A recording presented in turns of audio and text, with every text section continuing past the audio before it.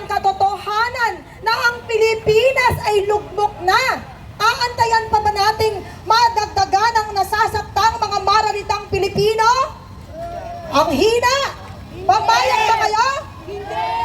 Alam ninyo mga kababayan, hanggat may isang naninindigan, sumisigaw at buong tapang na ipinakikita at ipinapahiyag ang totoong damdamin ng isang Pilipinong nagmamahal sa bayang Pilipinas, takot man kayong magpahayag, takot man kayong magpakita ng tunay ninyong damdamin.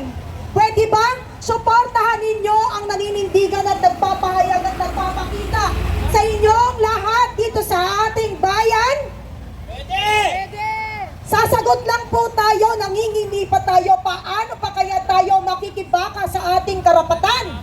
Papayag ba kayo na tayo'y api-apihin? Hindi! Papayag ba kayo na tayo'y balahurain? Hindi! Papayag ba kayo na hanggang pagbagsak ng Pilipinas, mag-aantay na lamang tayo araw-araw sa kangkungan? Hindi! Kaya mga kababayan, oras na, buksan ninyo ang inyong puso para ang isip ninyo ay bumukas din na maunawaan ang tunay na kalagayan ng ating bayan. Ganon din po ang inyong tenga na makita at marinig ninyo ang mga panawagan na mga nagdarahot nating mga kababayan, lalo na po yung mga naapektuhan ng mga punyetang blood control issue. Tama! Alam Mahayop ninyo? sila! Alam ba ninyo ang nangyayari sa ating bansa? O gusto lang ninyong magkaroon ng content? Hindi po sapat yan. Pasasalamat sa lahat ng mga vloggers. Why? Kung tayo po ay suppress sa media, gawa ng takot, andyan po ang ating mga kababayan na vloggers, content creators, that they can help us na malaman ng sambayan ng Pilipino sa buong bansang Pilipinas ang tunay na kalagayan ng ating bayan, ang tunay na kalagayan ng ating mga kababayan na magpahanggang ngayon ay hindi nakakamit ang hospisya. Kung sila'y natatapalan ng kwarta, kahit tayo'y mahirap lamang, taas noon nating isisigaw, hindi nila tayo kayang tapalan upang tayo po ay maging pipit bulag sa katotohanan. Tama po ba? Tama!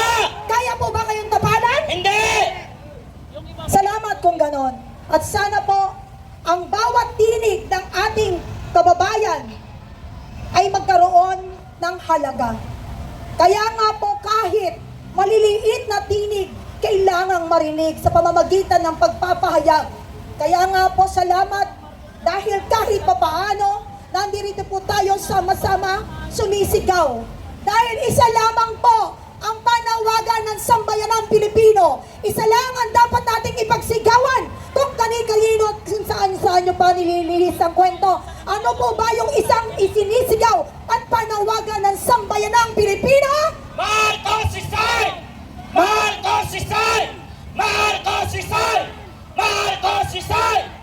Alam niyo, sa totoo lang, gusto ko pong saluduhan ang lahat ng ating mga kababayan na walang takot na ipinaglalaban ang ating bayang Pilipinas.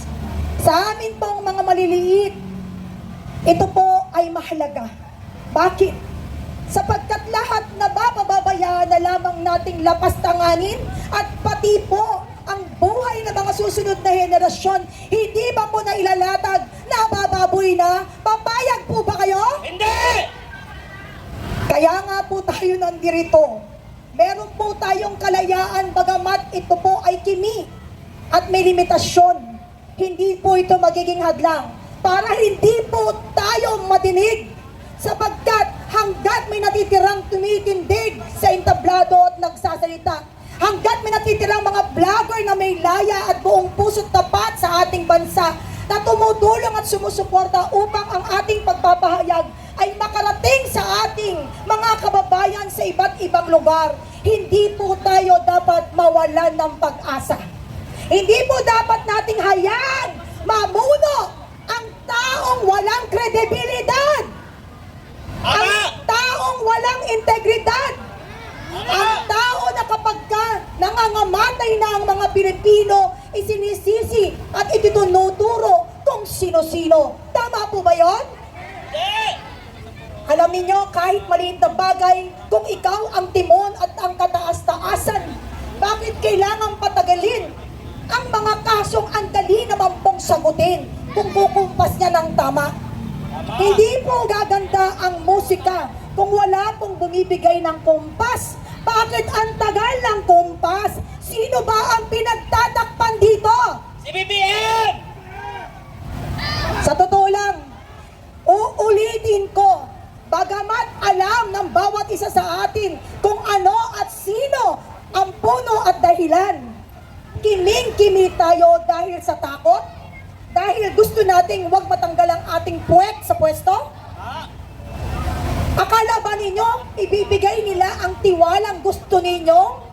Hindi. Bakit? Ang pamumuno at liderato ng tunay na may pagmamahal sa bayang Pilipinas ay dapat po nakatakip ang mata at walang pili. Mahirap o mayaman, malait o malaki, pantay na pagkilala sa lahat ang dapat ginagawa upang maibigay ng todo ang nararapat para sa ating mga Pilipino. Sumasang-ayon po ba kayo na sa kamay niya nakasalalay ang tunay na pagbabago na ating inaasam-asam na mga Pilipino? Tama! Sumasang-ayon ba kayo na siya ang utak? Yes! Sino po ba dapat ang sisihin sa mga nangyayaring ito sa ating bayan? Marcos! So ngayon, nagkaroon tayo ng pagkakataong marinig at magpahayag. Huwag nating sayangin ang mga kasamahan natin na nasa ulanan, nasa initan, na hindi sumusuko magpahanggang ngayon. It's always the fears that will kill us all. So why fear? Mabuti na pong lumaban. Dahil sa totoo lang, mas mahirap mag-antay nang tayo'y mamamatay lamang nang walang kalaban-laban. Tama! Kaya mga kababayan, muli taus-pusong pasasalamat sa pupo ng aming mga kasamahan sa PDP Laban.